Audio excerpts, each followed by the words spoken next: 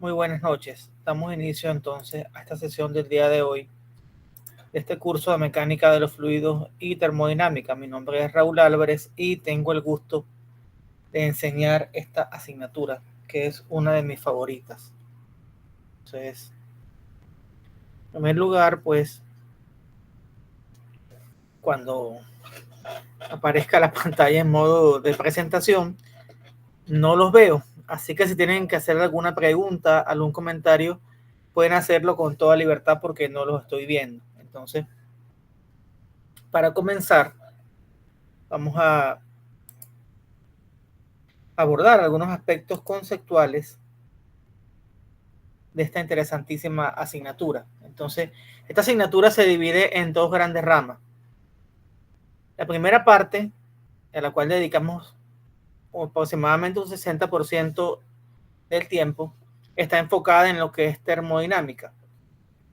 Y el resto se dedica entonces a lo que es la mecánica de los fluidos. Un programa sumamente ambicioso, sumamente extenso y sumamente interesante. Esto que he tratado yo de condensar en estas 8 sesiones síncronas, lo cursé yo en alrededor de 11 o 12 asignaturas en mi carrera de pregrado.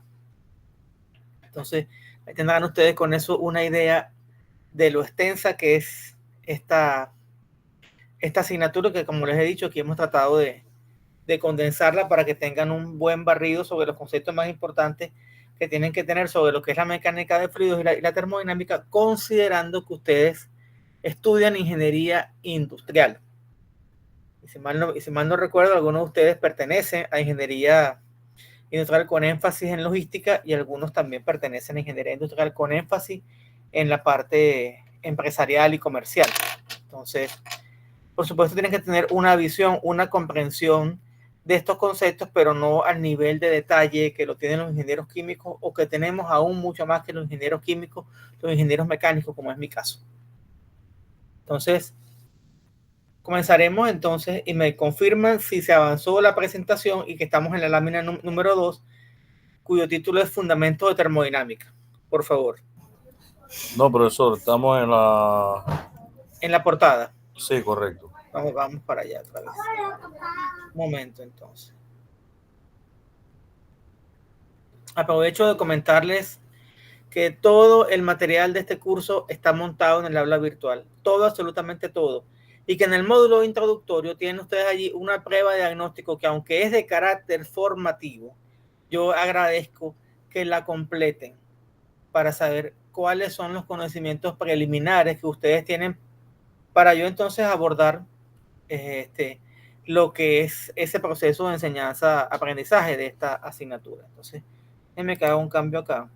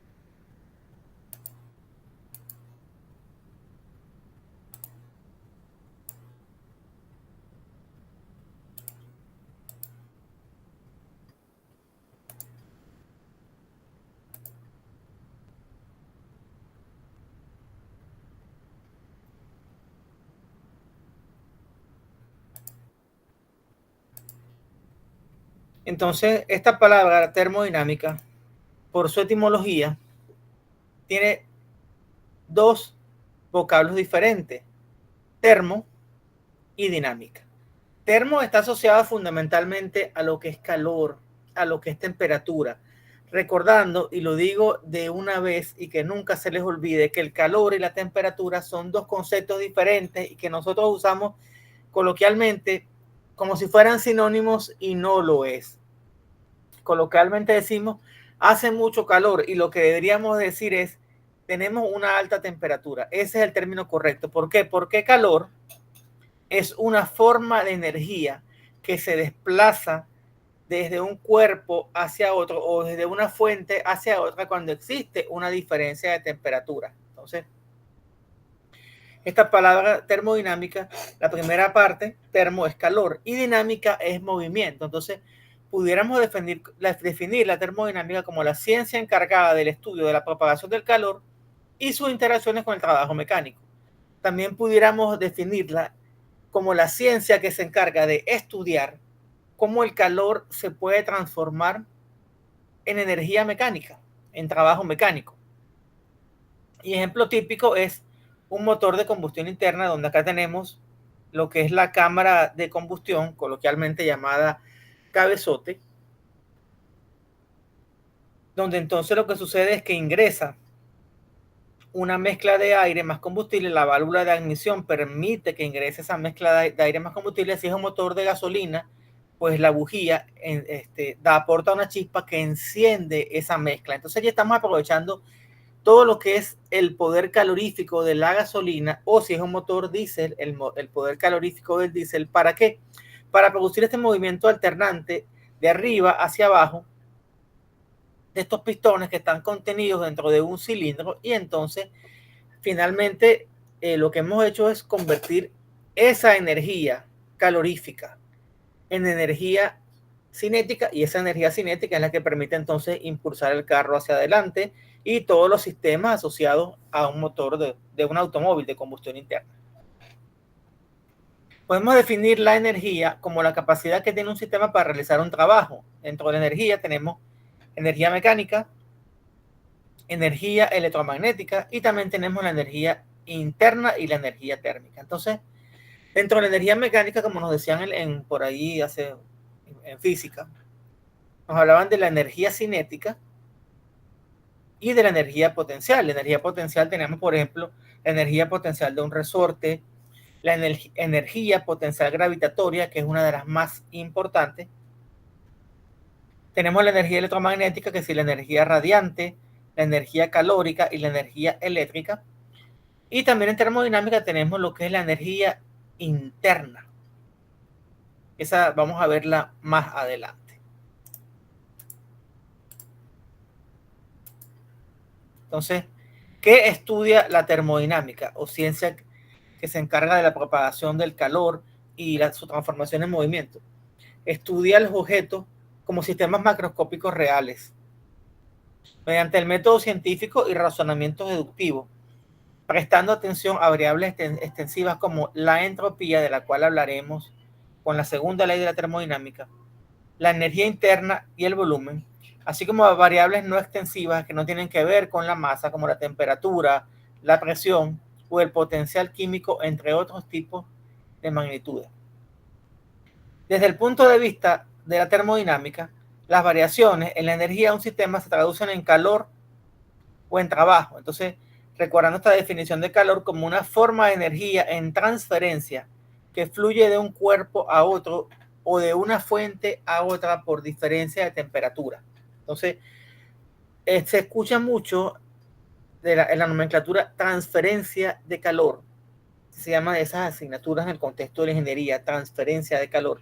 Pero hablar de transferencia de calor es una redundancia, porque ya el calor de por sí es una forma de energía en transferencia.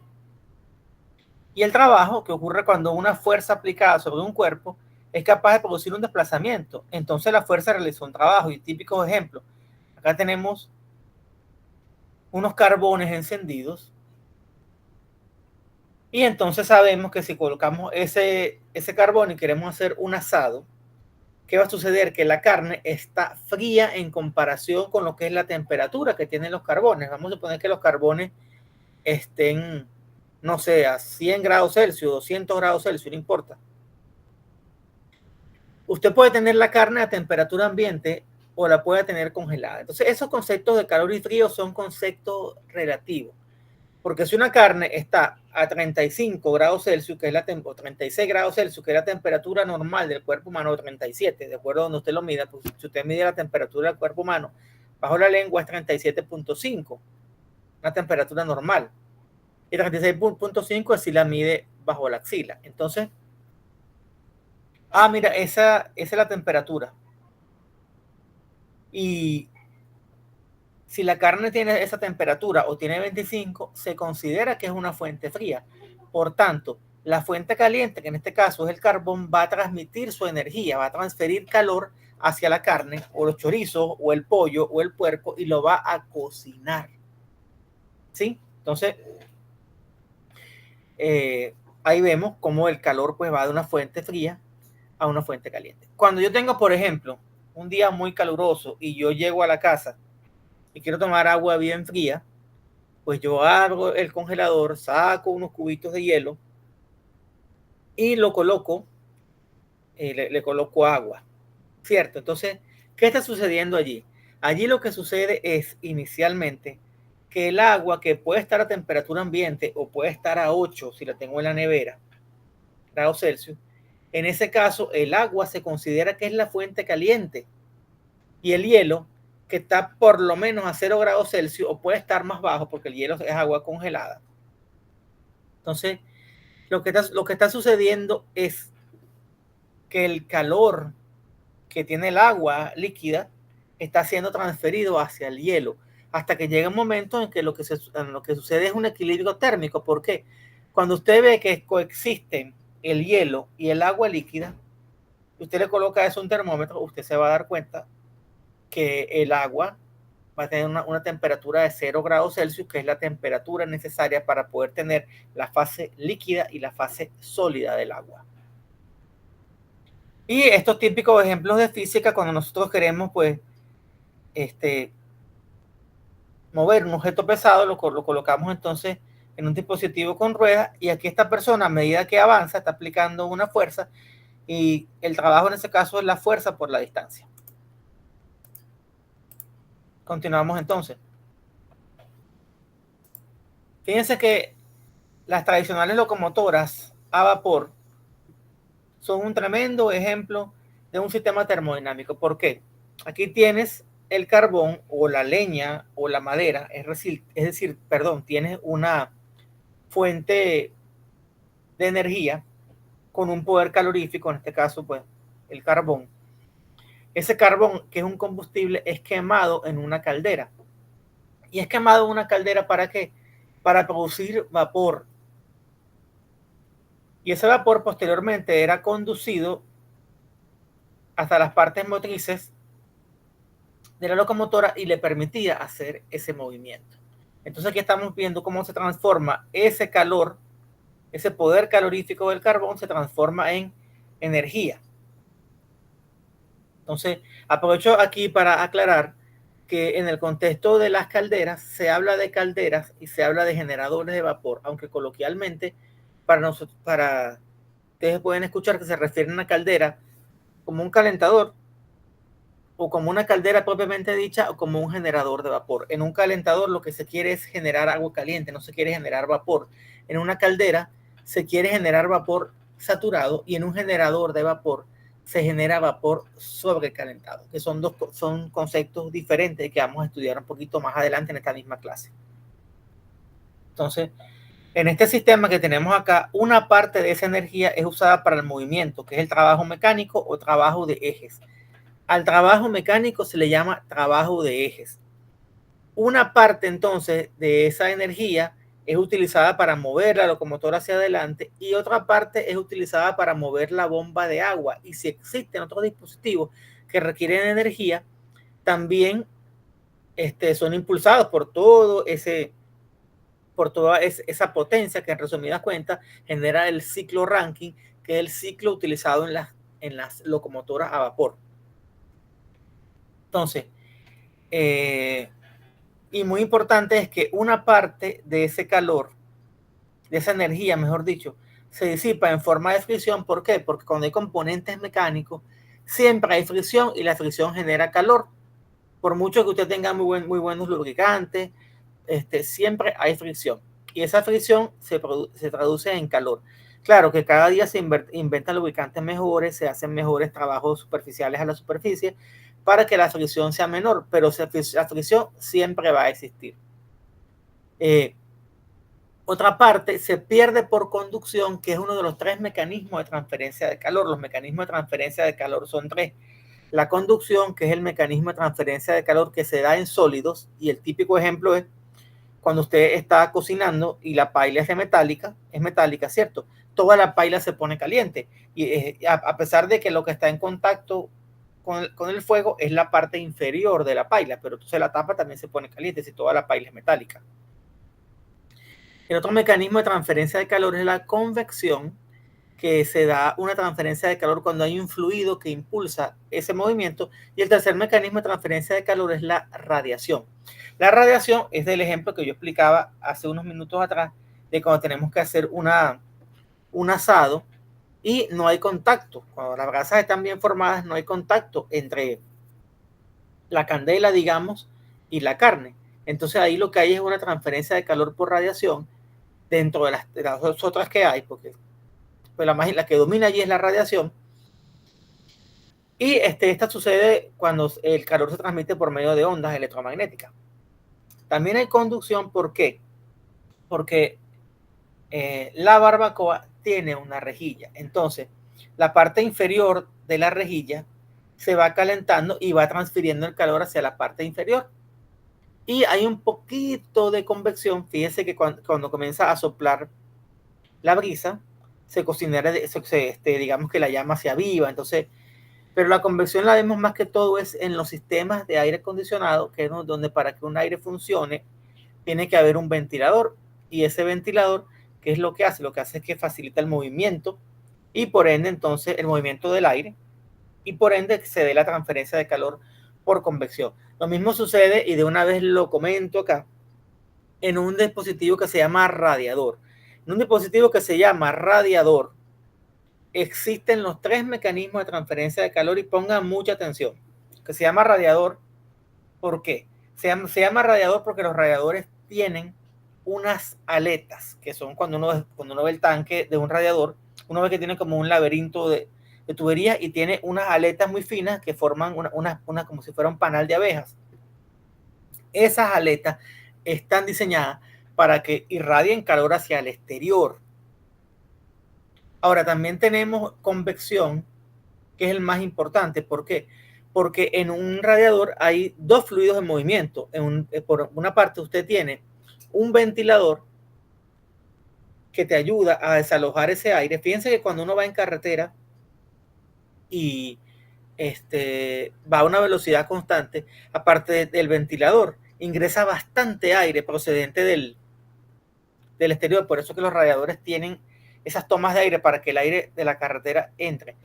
Pero el más importante allí no es ni siquiera el ventilador, el más importante es el movimiento de convección que se da en el refrigerante o coolant que circula por el circuito interno. ¿Qué hace ese coolant? Circula por todo lo que es el sistema de refrigeración del automóvil, pasa cerca de la cámara, absorbe el calor de la cámara de combustión, ese calor de los pistones, y lo transfiere hacia el radiador, donde ese blower, ese ventilador, se encarga de disipar el calor y se encarga también de disiparlo por radiación. Y muy importante, que no lo he dicho, es que son tuberías.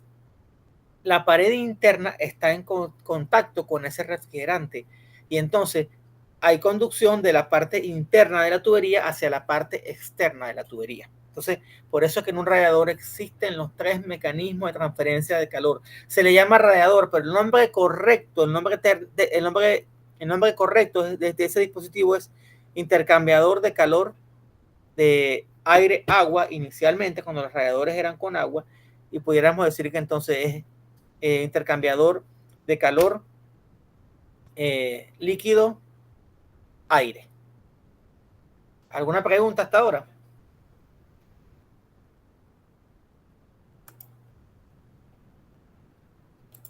¿Alguna pregunta hasta ahora, mis estimados? No, por el momento no, profe. Entonces, y de los intercambiadores de calor, hay muchísimas cosas que yo les pudiera contar, porque con bastantes intercambiadores de calor he trabajado en la práctica. Un tema, como les dije, sumamente interesante. Yo he tenido la dicha de trabajar con esto en la industria, trabajar con dispositivos neumáticos en la industria, con bombas, con válvulas, con calentadores, con calderas, con generadores de vapor. Por eso me encanta todo esto. Entonces continuamos. En un sistema termodinámico se tiene una combinación de dispositivos que contienen una materia objeto de estudio, una sustancia de trabajo. Podemos definir una masa de control que es el modelo que se utiliza para estudiar los sistemas cerrados. En un sistema cerrado tenemos una cantidad fija de masa y ninguna otra puede cruzar su frontera. Es decir, ninguna masa puede entrar o salir de un sistema cerrado, pero sí puede haber trabajo y sí puede haber calor o transferencia de calor. Y el ejemplo que les doy es el mismo ejemplo del radiador. En un radiador, siempre y cuando no haya fugas, siempre y cuando todo funcione bien, no debería haber pérdida de refrigerante. Porque si está funcionando bien, ustedes ven que pasa el tiempo y si no hay ninguna fuga y no hay ningún recalentamiento, el nivel del coolant se mantiene más o menos estable. ¿Okay? Porque al final siempre hay una parte que se va consumiendo, que se va perdiendo por la misma evaporación. Pero eso es muy, muy, muy, muy lento. Entonces, esa masa está siempre constante. Pero ¿qué sucede allí? Ahí en ese sistema hay trabajo mecánico. Viéndolo como un todo. ¿Por qué? Porque tenemos un ventilador que hace trabajo mecánico. Y tenemos una bomba de refrigerante que también hace trabajo mecánico.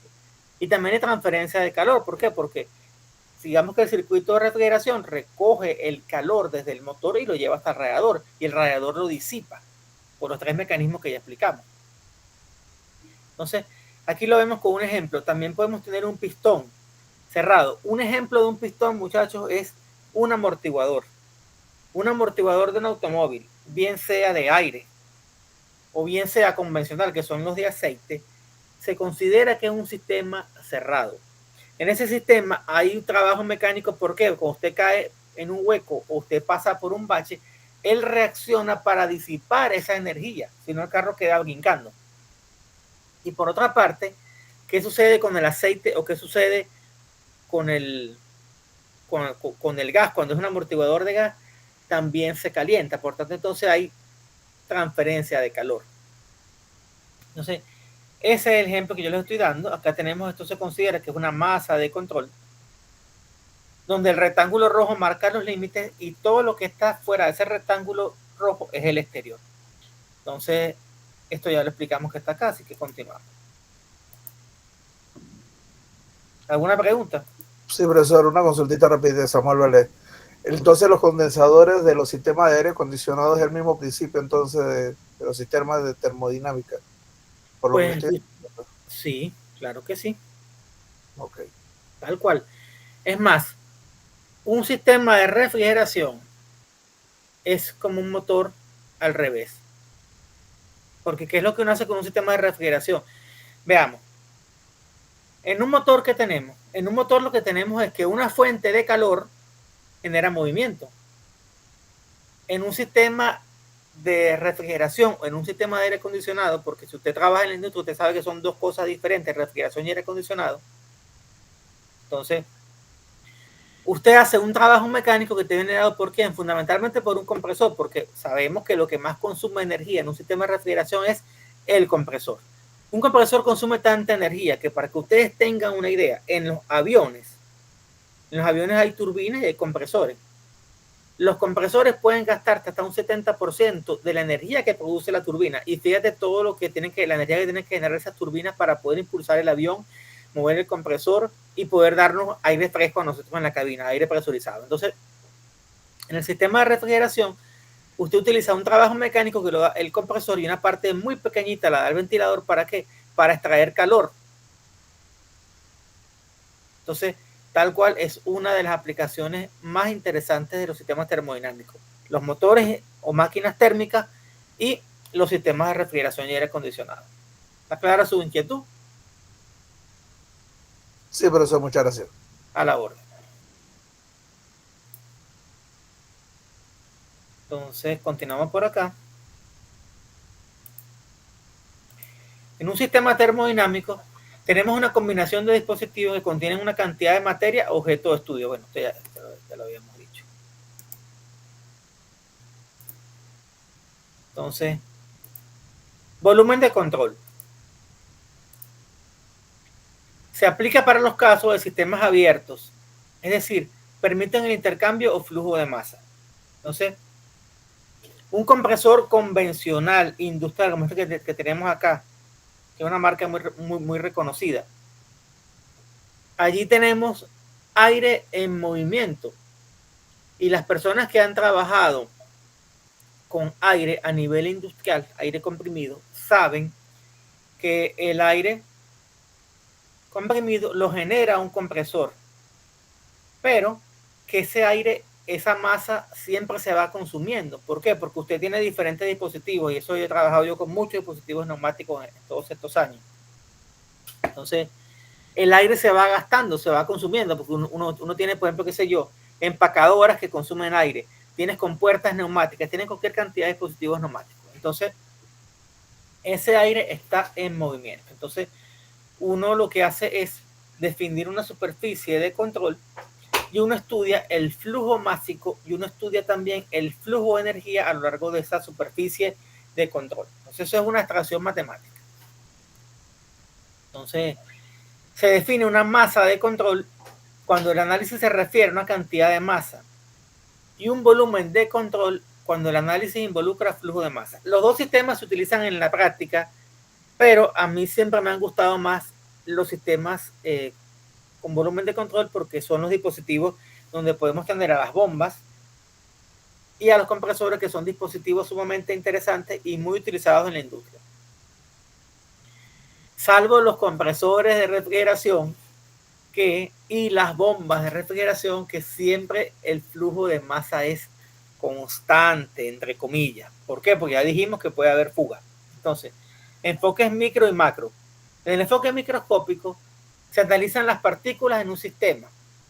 Y una partícula en el espacio tiene 3 grados de libertad. Entonces, ese enfoque es extremadamente complejo porque yo tengo que dar 3 coordenadas de posición y 3 componentes de velocidad.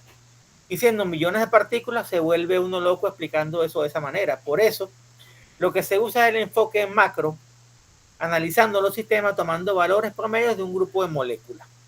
Entonces, cuando uno toma la temperatura y la presión, que son las variables más comúnmente utilizadas en la industria y en los sistemas termodinámicos, ¿por qué? Porque digamos que son las variables más sencillas de medir.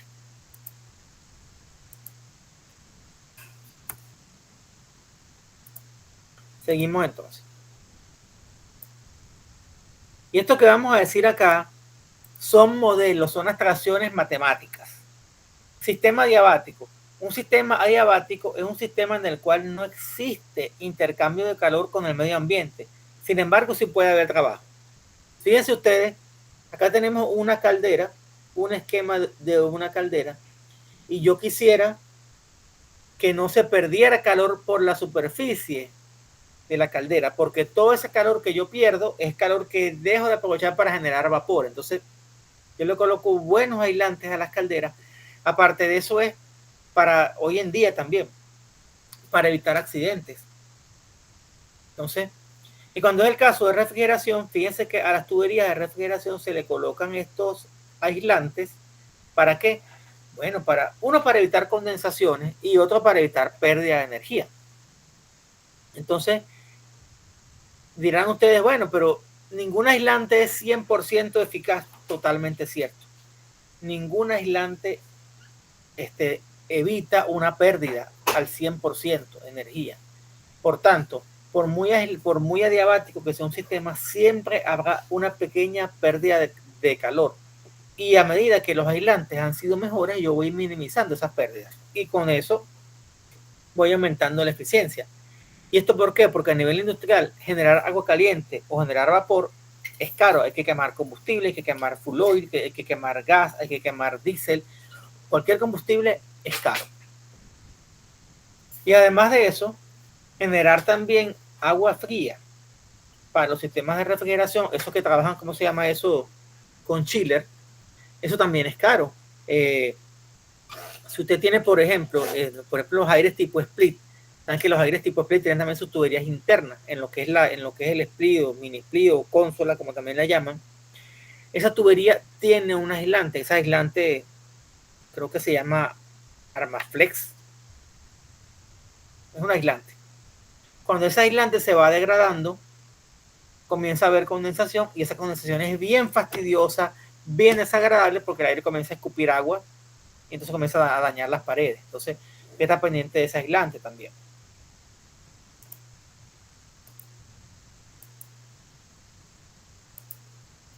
Un sistema aislado es un sistema que no tiene ningún tipo de interacción con el medio ambiente. Por tanto, ni genera trabajo ni tampoco intercambia calor. Un sistema homogéneo es un sistema donde las propiedades son constantes a lo largo de todo el sistema. El fluido se mantiene en una sola fase. Y he puesto acá el ejemplo de una bomba centrífuga. Y en una bomba centrífuga ingresa agua, si es una bomba de agua, y sale agua. Y si la bomba está bien calculada, si está bien montada, debería entrar agua líquida y debería salir agua líquida. Ahora bien, para que eso suceda, tiene que hacerse bien el cálculo de lo que se llama la altura neta de succión positiva, pero eso es harina de otro costal. Pero podemos indicar de una vez que si eso no se hace de forma adecuada, cuando ingrese el agua, si la succión no está bien montada, con la altura neta de succión positiva bien hecha, va a ocurrir que van a aparecer burbujas dentro de la bomba. Y esas burbujas dentro de la bomba dañan este dispositivo que está acá, que es el corazón de la bomba, que ustedes lo pueden ver en la literatura como rodete, que es el nombre correcto, pero también lo llaman impeller, que es el nombre en inglés, o impulsor también lo llaman. Entonces, eso se daña, te rompe todo esto, porque esas burbujas de aire colapsan cuando pasan de un lado a otro de la bomba, y son como unos perdigones que están impactando una bomba que está girando 3.600 revoluciones por minuto. Entonces, y hacen un ruido espantoso. También pueden conseguirse ese ruido cuando una bomba se arranca en seco. Tenemos también un sistema heterogéneo. Es un sistema en el cual los componentes y las fases no están distribuidas uniformemente. Consta de dos o más fases de una materia en que la composición química permanece igual. Entonces, por ejemplo, usted tiene un agua en forma líquida, y cuando usted la comienza a calentar, alcanzado el punto de ebullición, aparecen las primeras gotas de vapor. Entonces tenemos agua en dos fases. Ese no es un sistema heterogéneo. ¿Por qué? Porque la sustancia está en dos fases diferentes. E inclusive, pero no lo he visto con el agua, pero sí tuve la dicha de verlo con el mercurio hace una semana atrás. Un punto en el cual usted se consigue con la fase líquida, la fase sólida y la fase gaseosa de una sustancia que se llama el punto triple. Lo vi la semana pasada en el Centro Nacional de Metrología de Panamá. Y justamente ese punto triple del agua es sumamente importante, y no es más que un punto en el cual coexisten la fase sólida, la fase líquida y la fase gaseosa del agua. Para eso tiene que tenerse una temperatura de 273,16 Kelvin, es decir, prácticamente 0 grados. O sea, hacia esto 273,16, le restamos 273,15, esa es la temperatura en Celsius. Y la presión tiene que ser de 611,73 pascal, es decir, una presión que está por debajo de la presión atmosférica. Entonces esto se consigue en un laboratorio. Entonces, una fase es una región del espacio en la cual la materia se mantiene con propiedades constantes y homogéneas. Entonces hablamos de la fase líquida y la fase sólida. Las fases más interesantes en termodinámica son la fase líquida y la fase gaseosa. La fase sólida es interesante desde el punto de vista de la mecánica de los fluidos para aplicar ciertas cosas, pero la mayoría de las aplicaciones ustedes las consiguen con la fase líquida y la fase gaseosa. Por cierto que los icebergs flotan en el agua porque el agua es el único líquido que cuando se congela se expande. Y la razón por la cual el agua cuando se congela se expande es una razón netamente biológica. La congelación ocurre entonces a partir de la parte superficial. Entonces, ¿qué sucede? Cuando se congelan los ríos, se congelan los lagos, en los países fríos, se congela la superficie. Ustedes ven que la gente patina en esos lagos, pero la parte inferior se mantiene viva. Entonces las algas que están en el lecho del lago, en el lecho del río, se mantienen vivas y los peces siguen comiendo. Entonces los peces no se pueden morir. Es una razón netamente biológica y ecológica que el agua sea el único líquido que cuando se congela se expande. El resto de los líquidos cuando se congelan se contraen. Un estado termodinámico es un conjunto de valores de propiedades de un sistema termodinámico que deben ser especificados para poder reproducir el sistema. Entonces, cuando nosotros decimos coloquialmente que el agua hierve a 100 grados Celsius, no estamos definiendo un estado termodinámico. ¿Por qué? Porque para yo definir un estado termodinámico, yo debo indicar dos propiedades independientes. Entonces, ¿qué sucede? El agua hierve a 100 grados Celsius a nivel del mar. Pero si es una altura mayor, el agua hierve a una temperatura más baja.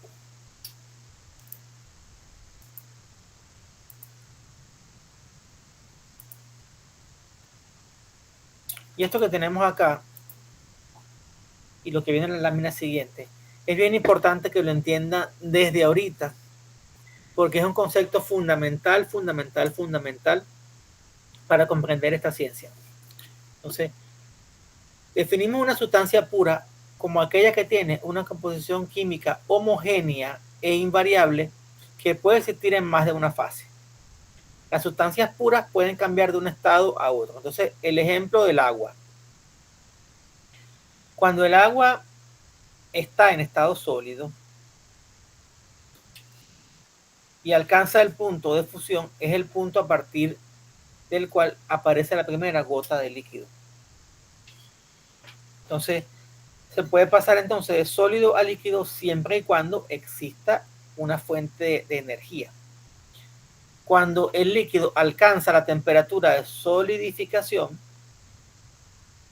y manteniendo un flujo de energía que te permita mantener esa temperatura, vamos a pasar de la fase líquida a la fase sólida.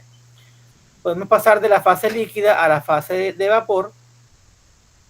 Cuando se alcanza el punto de ebullición, se inicia entonces un proceso de evaporización o evaporación.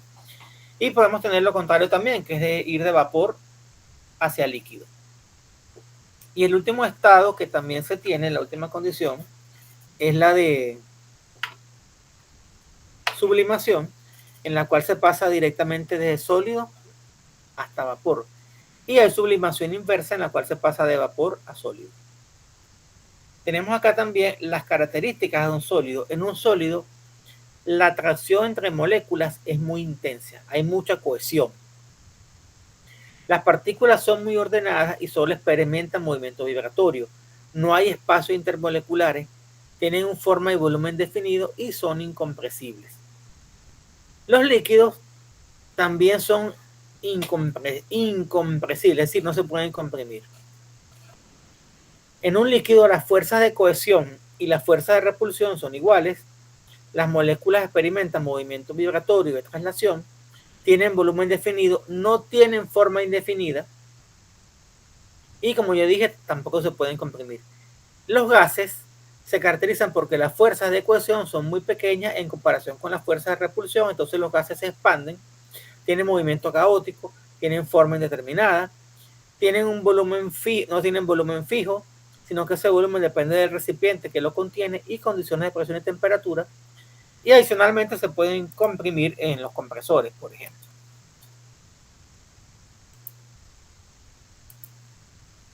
Permítanme un minuto acá, mientras conecto la computadora a la energía.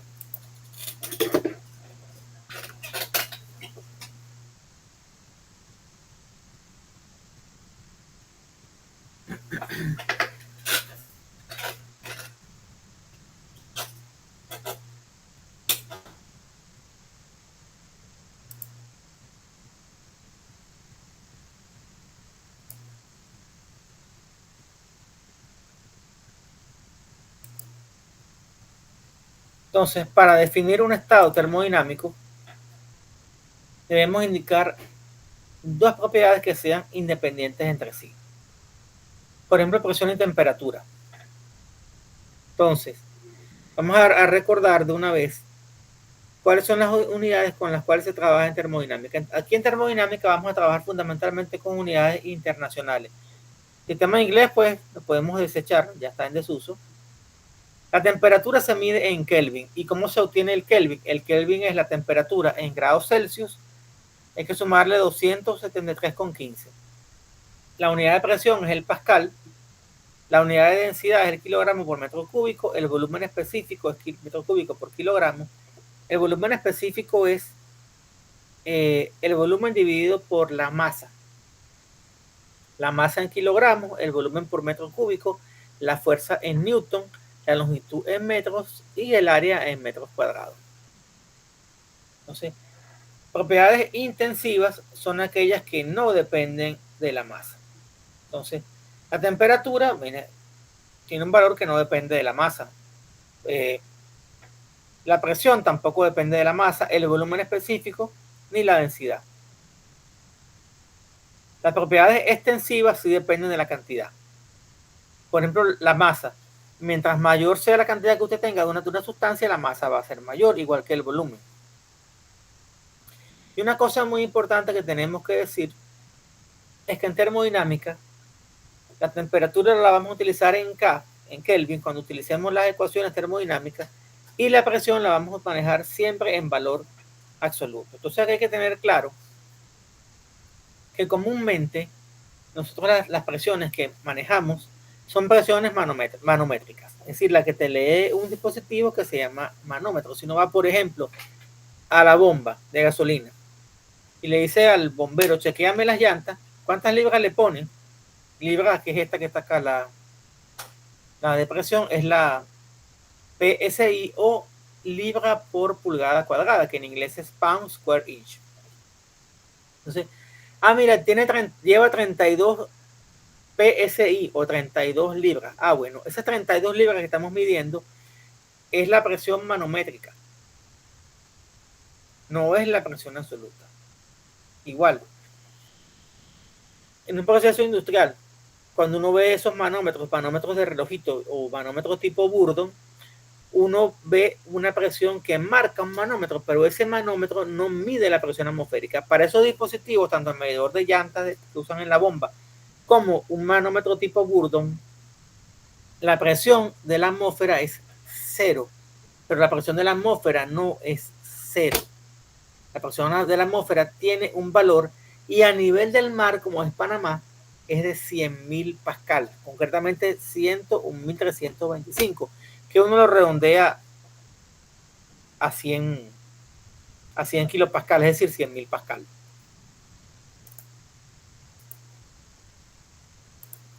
Acá en este diagrama que tenemos acá, mostramos un diagrama de fases genérico para cualquier sustancia salvo el agua. Y aquí se observa cómo los sólidos tienen una cohesión muy alta. La fuerza de cohesión es mayor que la fuerza de repulsión.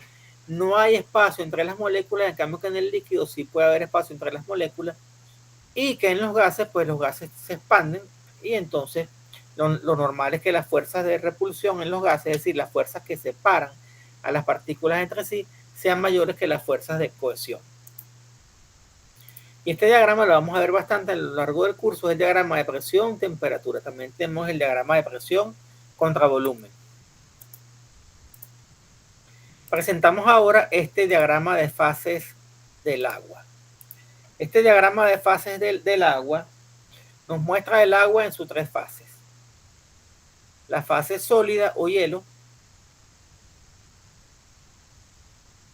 la fase líquida, esta que tenemos por acá, y la fase gaseosa o vapor de agua.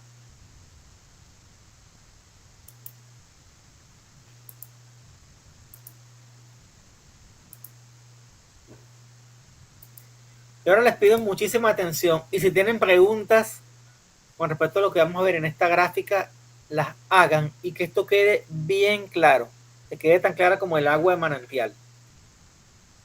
Imagínense que nosotros llegamos a la casa, abrimos la nevera y sacamos entonces unos cubitos de hielo. Y dejamos ese hielo tranquilamente en un vaso.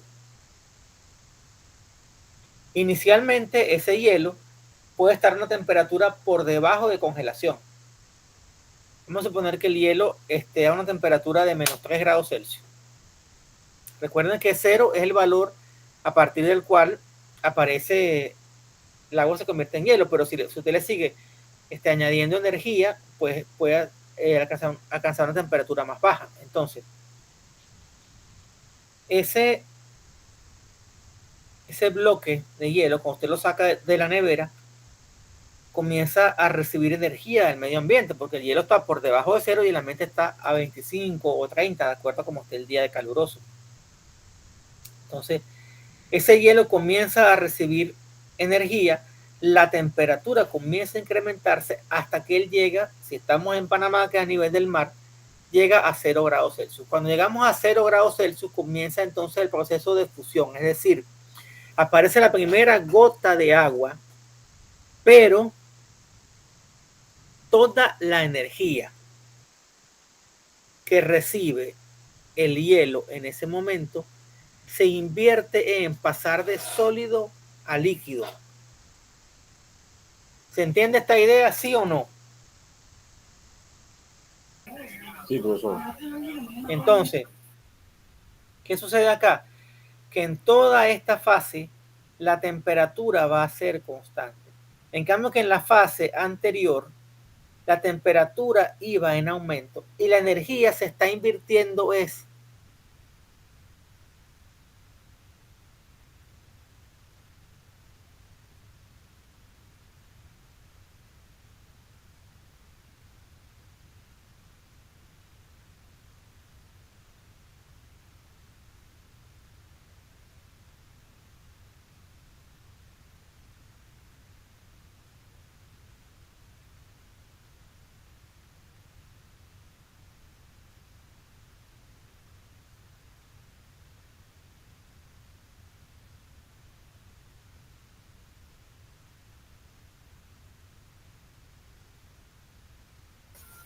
Hola, hola, hola.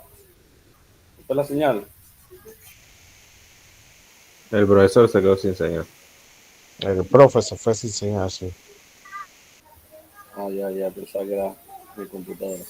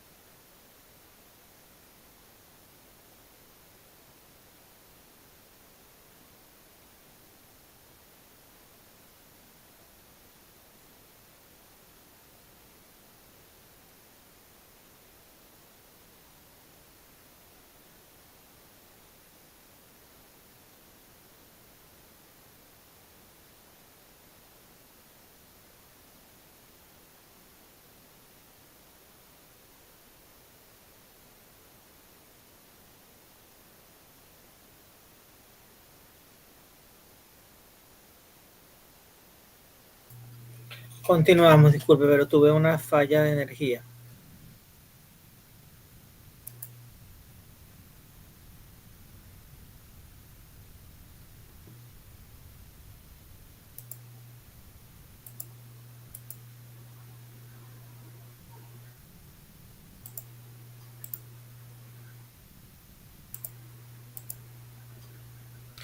¿Se ve entonces la presentación? Sí se ve. Sí. Perfecto. Entonces, en ese proceso en el cual se eleva la temperatura del sólido, la energía cinética va creciendo.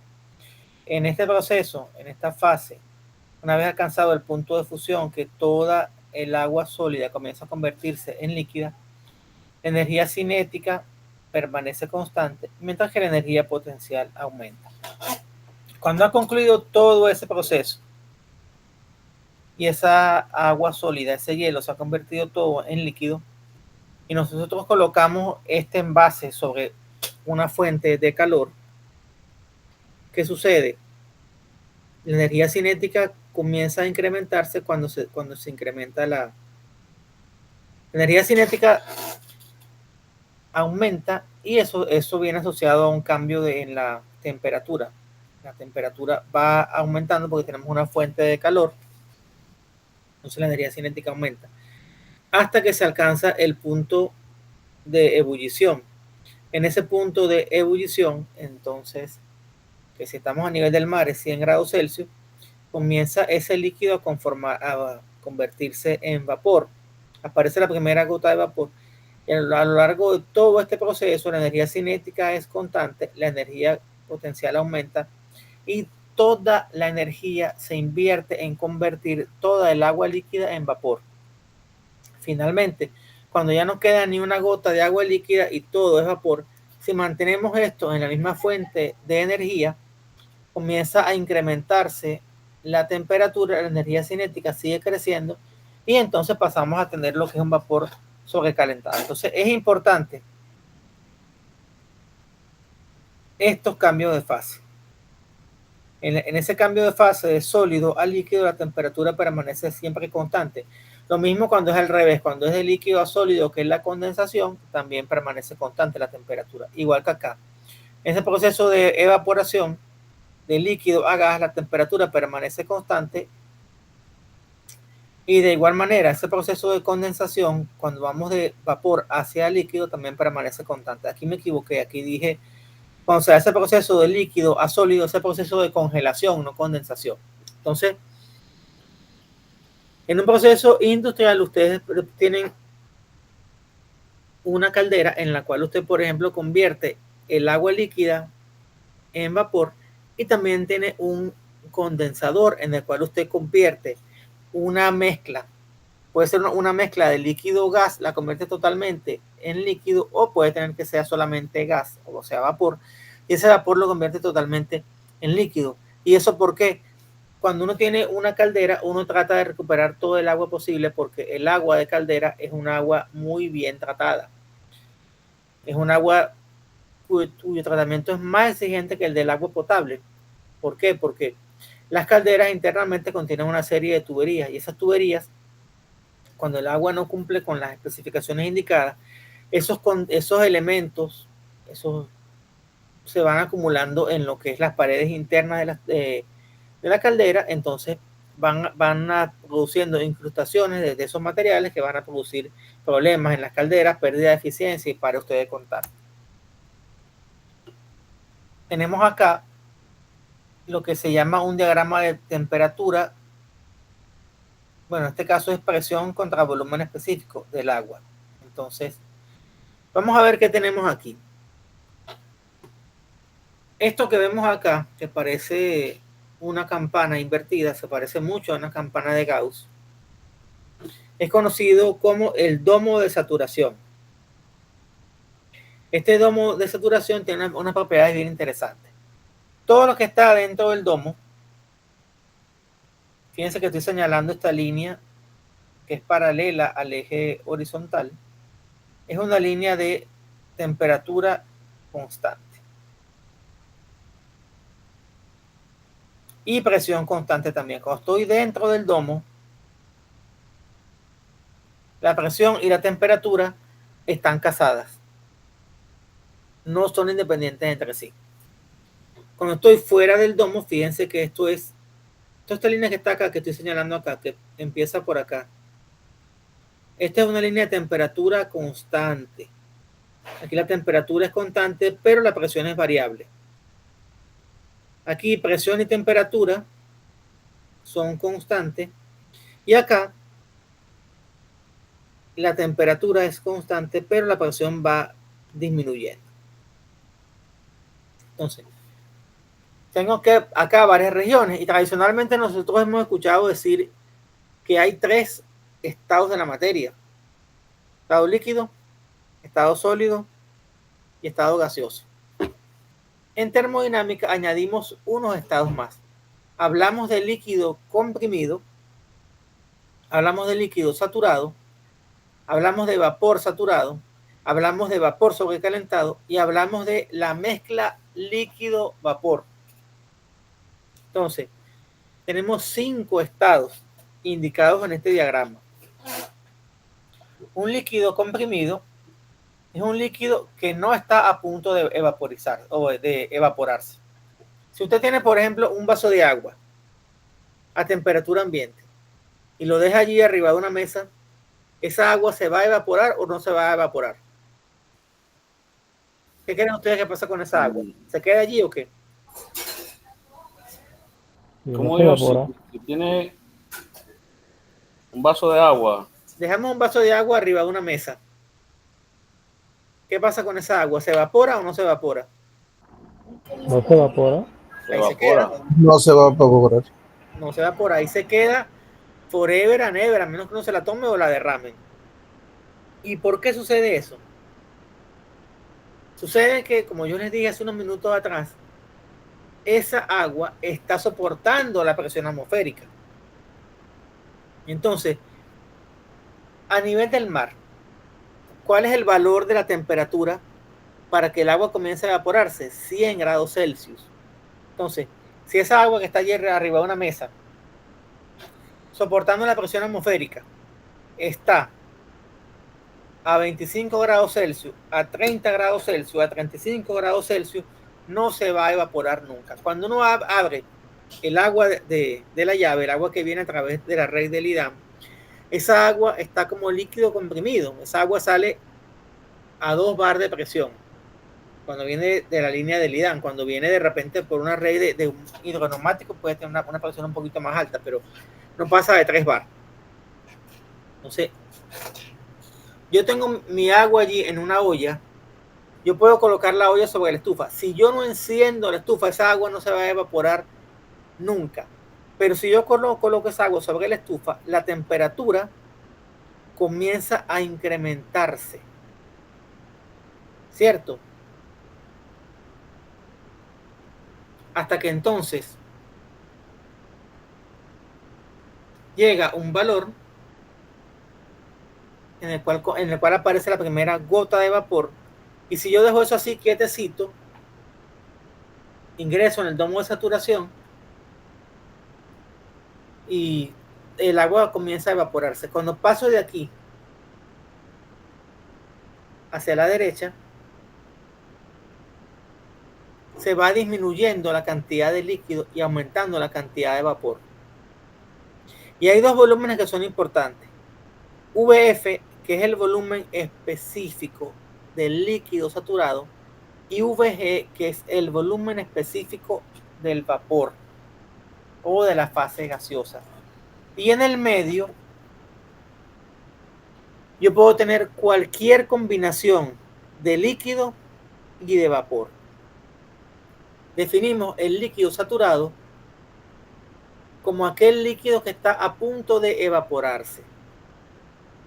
Entonces, cuando estamos en ese proceso de cambio de fase, tengo líquido y tengo vapor. Cuando yo me moví a lo largo de toda esta línea y llegué hasta este extremo del domo y no me queda ni una gota de líquido, entonces el vapor se convierte en vapor saturado, que es un vapor que está a punto de condensarse. Es decir, que sea ese vapor se le quita un poquito de energía, comienza entonces a evaporarse, y ese es el principio por el cual trabajan los condensadores, perdón, comienza a condensarse. ¿Y qué es lo que yo hago en un condensador? En un condensador yo lo que le hago es quitar energía a la mezcla líquido-vapor para que se convierta en agua líquida. Entonces, eso es lo que ocurre en los condensadores y en las famosas torres de enfriamiento, que usted tiene un líquido que va en circulación por esos serpentines y le está ingresando aire fresco, y ese aire fresco baja la temperatura del líquido y el líquido comienza a evaporarse. Tenemos también vapor sobrecalentado, es aquel que no está a punto de condensarse. Entonces, vapor que usted lo ha calentado por encima de la temperatura de saturación y está recalentado o sobrecalentado. Entonces, el líquido comprimido es fácil estudiarlo, el vapor sobrecalentado también, el vapor saturado también, el líquido saturado también, pero en el medio, que puedo tener infinitas combinaciones de líquido y de vapor, yo debo plantear una manera de conocer, determinar con exactitud ese estado termodinámico, y eso es a través de la definición de la calidad, que no es la calidad según ISO, que no es la calidad de un producto, es la calidad termodinámica, que en termodinámica se define como la masa del vapor entre la masa total, y lo que representa es, digamos, que la concentración de la masa de vapor entre la masa total. Cuando en la región saturada aparece la primera gota de vapor, entonces tenemos que surge una mezcla de líquido-vapor. Y a medida que yo avanzo en el domo de saturación, la calidad va aumentando. ¿Por qué? Porque aquí, cuando estoy por acá, por ejemplo, tengo una cantidad de vapor pequeñita. Y entonces, si esto es la calidad de la masa del vapor entre la masa total, si esta masa es pequeñita, está dividida entre un número más grande, pues esto es pequeñito. Pero a medida que esto va creciendo, la calidad se va acercando a 1. Entonces, la calidad termodinámica va de 0 hasta 1. Y esto lo pueden anotar. Cuando la calidad termodinámica es 0, quiere decir que no hay ni una gota de vapor. Por tanto, estamos en líquido saturado. Cuando la calidad termodinámica vale 1, quiere decir que no hay ni una gota de líquido. Porque fíjense, si esto MF, que es la masa del líquido, vale 0, te quedaría mg entre mg. Y un número dividido por sí mismo da 1. Y de igual manera, si la masa del vapor es 0, aquí arriba queda 0, por tanto la calidad es 0. ¿Y por qué es importante el tema de la calidad? ¿Se acuerdan que les dije hace un buen rato atrás que yo no quería en una bomba de agua tener líquido y tener esas burbujas? Porque esas burbujas me producen cavitación. Pues lo mismo sucede en una turbina de vapor. En una turbina de vapor, cuando hay esa humedad, es decir, cuando hay también líquido, eso es fatal para las turbinas y las daña. Entonces, para nosotros poder estudiar el comportamiento de la sustancia, tenemos varios modelos. Tenemos, por ejemplo, la ecuación de estado de los gases ideales, que ustedes la deben haber visto en física y en química hace unos cuantos años atrás, por allá por el bachillerato. Tenemos tablas de vapor que las utilizamos ampliamente acá en termodinámica. Entonces, estas son tablas desarrolladas a partir de experimentos y correlaciones que permiten representar diferentes propiedades del agua y del refrigerante 134A, del R12, que ya hoy en día no se usa, del R22, del amoníaco, de gases variados, del aire, del nitrógeno y del metano. Es decir, de las sustancias más importantes que se utilizan en generación de energía, se utilizan en refrigeración y en aire acondicionado. Y en neumática, porque el aire comprimido se utiliza en neumática. Entonces, esas tablas, esta es la tabla del agua. La tabla del agua, al menos este autor, el autor que yo les recomendé, que es un autor de una bibliografía muy interesante, que es el Sontag, está en inglés, está en español. Otro libro muy clásico y que también aparece en la bibliografía recomendada es el Sengel, En los enlaces que les publiqué está cómo descargar esa literatura en inglés y en español. En inglés porque las versiones más actualizadas siempre están en inglés y nos exigen en la institución que tengamos bibliografía en inglés. Y en español porque, bueno, es más fácil leer en nuestra lengua nativa. Entonces, la presión promedio en Panamá es de 29.96 pulgadas de mercurio, que estos son 101,46 kilopascal. Mientras que en la cima del monte Everest, esa misma presión es 253 milímetros de mercurio, que es 33 kilopascal. Entonces, a medida que uno avanza en altura, la presión va disminuyendo. ¿Por qué? Digamos que estamos soportando una masa más pequeña de aire. Ustedes cuando se han sumergido en una piscina o en el mar, ustedes notan que mientras más profundo uno esté, la presión aumenta y nos duelen los oídos. ¿Y eso es por qué? Eso sucede porque mientras más profundo estamos soportando una mayor cantidad de agua. Y lo mismo sucede cuando vamos ascendiendo. Cuando subimos a la cima de una montaña, estamos soportando una masa de aire más pequeña. Por ese motivo, los aviones tienen que ser presurizados, porque un avión que hoy en día te vuela a 40.000 pies de altura, sobre todo en los vuelos hacia Europa, la presión atmosférica es muy baja, y aquí lo vemos, fíjense. Por eso nos cuesta respirar, y por ende entonces es que los aviones son presurizados. Antiguamente no eran presurizados, entonces los aviones volaban a una baja altura, y aparte de la falta de aire, tenían que soportar las turbulencias. En cambio que ya a 40.000 pies, que es una altura promedio para vuelos internacionales, ahí tienes pues que la atmósfera es mucho más estable. Pero bueno, cuando estamos entonces en Ciudad de Panamá, que es a nivel del mar, la presión es de una atmósfera o 750 milímetros de mercurio o 101,46 kilopascal, recordando que un kilopascal son 1000 pascales. Cuando estamos en la cima del monte Everest, la presión es mucho más baja, es de 33.73 kilopascal. Por tanto, como la temperatura a la cual hierve el agua cambia con la altura, hervir agua en la cima del monte Everest será a una temperatura más baja que en la ciudad de Panamá. Y lo vemos en las tablas. Fíjate que en Ciudad de Panamá, que podemos decir que la presión es de 100 kilopascal, la temperatura a la cual hierve el agua es 99,62. Que es lo que nos han dicho toda la vida. El agua hierve a 100 grados Celsius, sí, pero a nivel del mar. En cambio, que en la cima del monte Everest, que hay una presión de 33 y pico, la temperatura va a estar entre 69 y 75 grados Celsius. Entonces, por ese motivo, los monjes tibetanos, cuando bajan a nivel del mar, se queman los labios porque el agua hierve a una temperatura mucho más alta. De esas tablas de vapor y los gráficos de las propiedades podemos obtener algunas conclusiones sobre los diferentes estados del agua, y esto también es válido para otras sustancias que aparecen en las tablas. Las tablas termodinámicas ustedes las tienen allí en la literatura.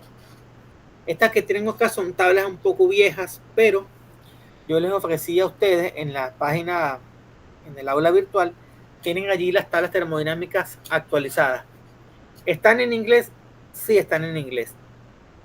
¿Pero por qué en inglés? Bueno, porque digamos que fue la edición más actualizada que yo encontré, y están sumamente completas, están de paso a color y se manejan con mucha facilidad. Entonces, estos tics que aparecen acá, hay que poner el oído al tambor, escucharlos y irlos memorizando.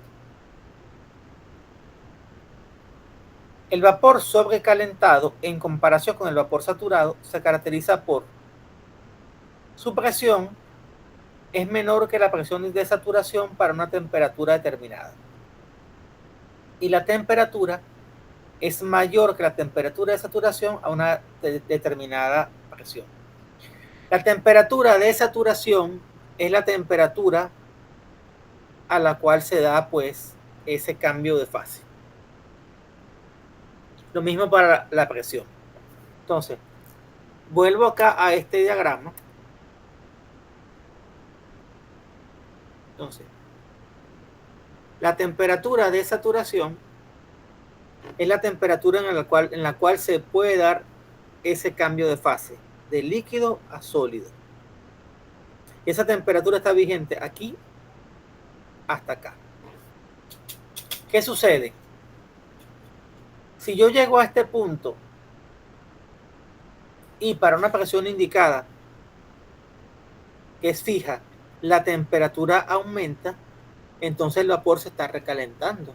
Ya no es vapor saturado, sino vapor recalentado o vapor sobrecalentado, que es el término usado.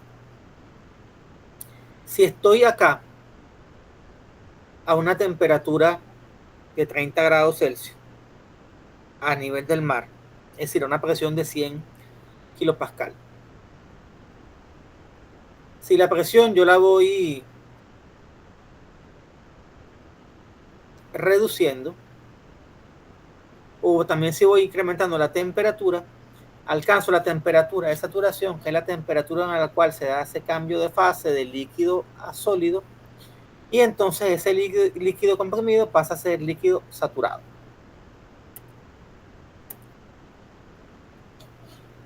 En general, para un líquido comprimido, usted tiene que su presión es mayor que la presión de saturación a una determinada temperatura. Veamos el ejemplo. A nivel del mar, la presión de saturación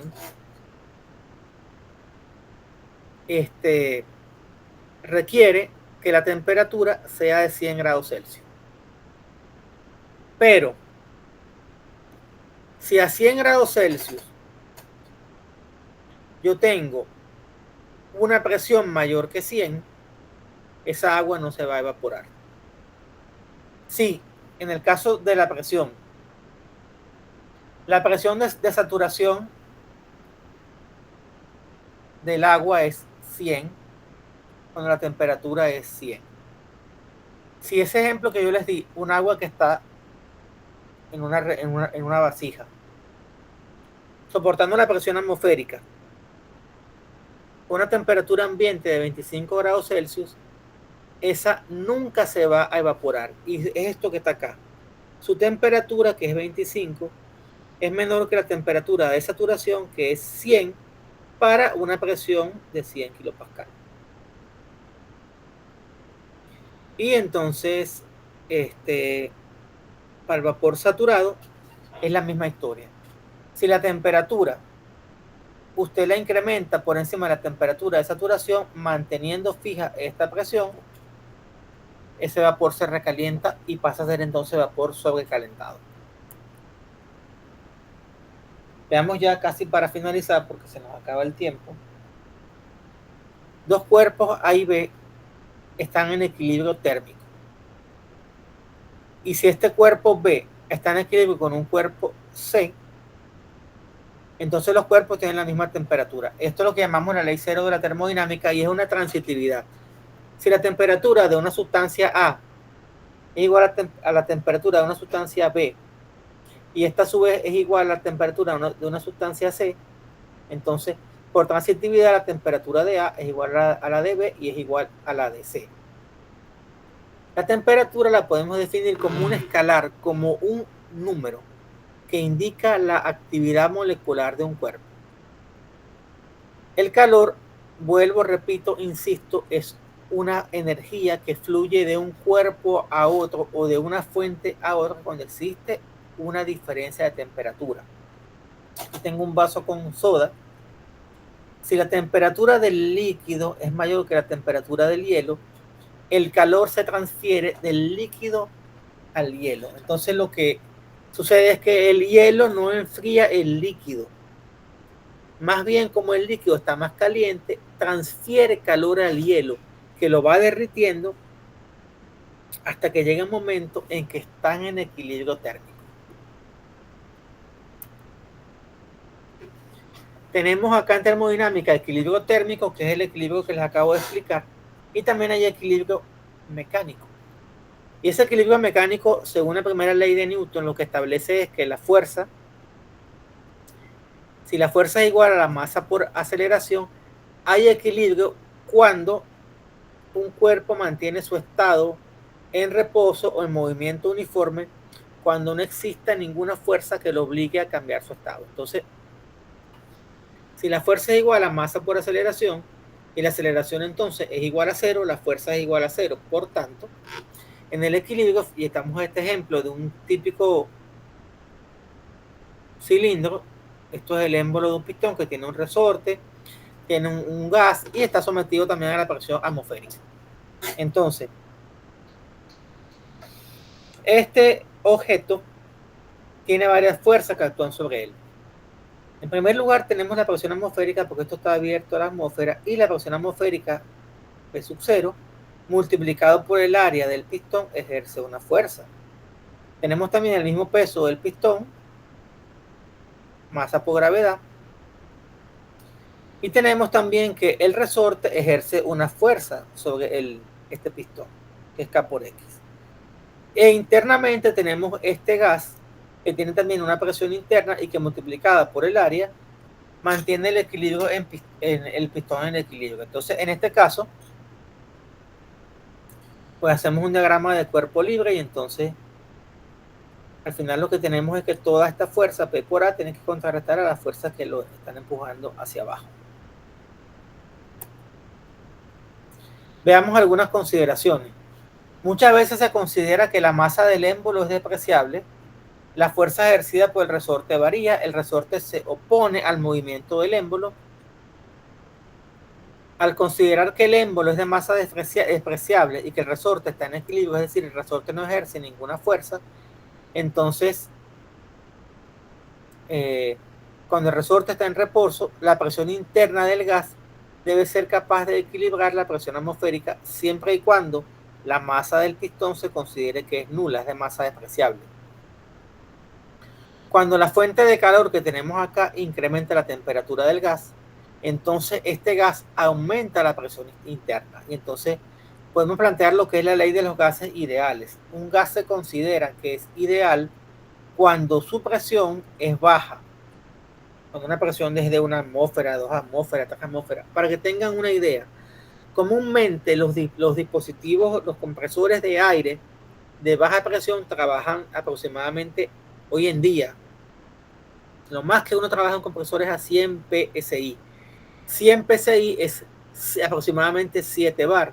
7 bar es aproximadamente 7 atmósferas. Entonces, eso se considera que es una baja presión. Inclusive les adelanto que en muchas industrias yo he visto que trabajan a presiones más bajas, 85 PSI, es decir, aproximadamente 6 bar.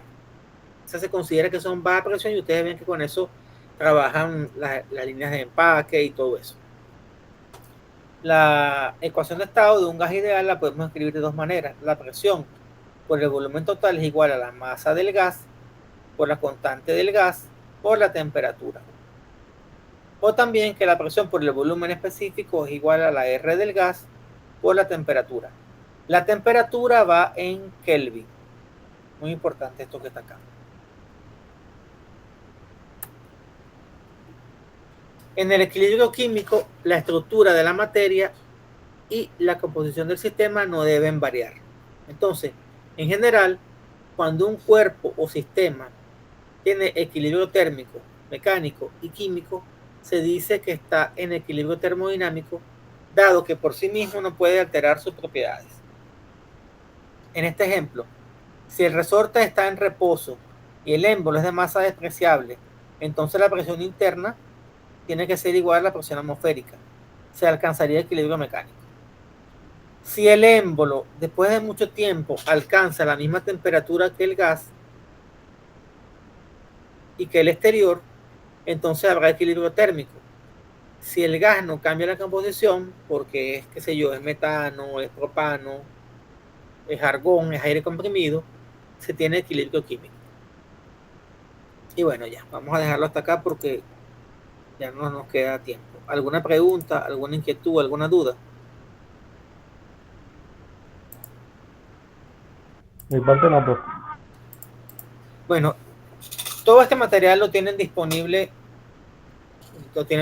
allí en el aula virtual. Lo pueden ver ustedes allí con confianza.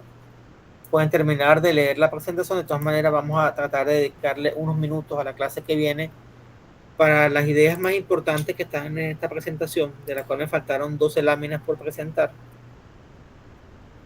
Pero bueno, dado que tenemos poco tiempo, tienen que ir trabajando ustedes también por su cuenta, ir revisando las presentaciones, ir revisando los materiales que están publicados de forma en los videos que están presentados en los recursos audiovisuales del aula virtual, e ir leyendo entonces esto en la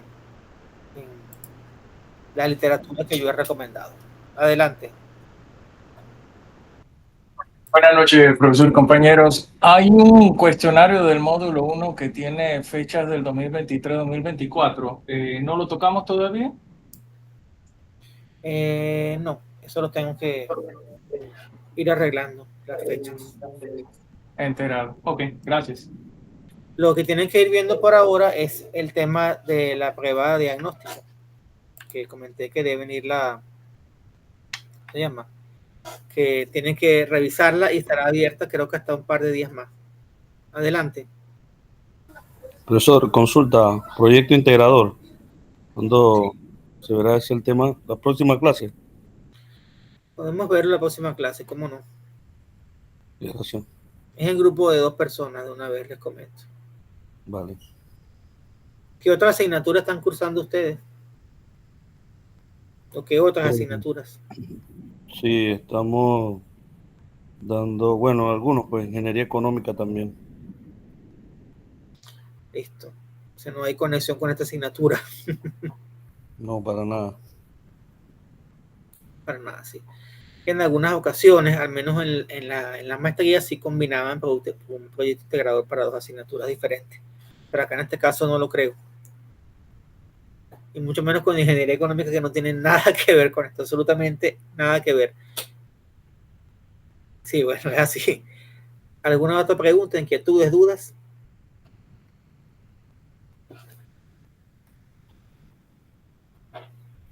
Creo que por el momento no, profesor, nada más a la espera de que actualice la fecha en el Moodle para iniciar Sí, lo que claro. es los desarrollos. ¿Cómo no? Perfecto. Vale, Bueno, entonces vamos a dar por concluida esta sesión de hoy. Voy a finalizar la grabación. La van a tener disponible ya el día de mañana. Y bueno, entonces me despido de ustedes, deseándole a todos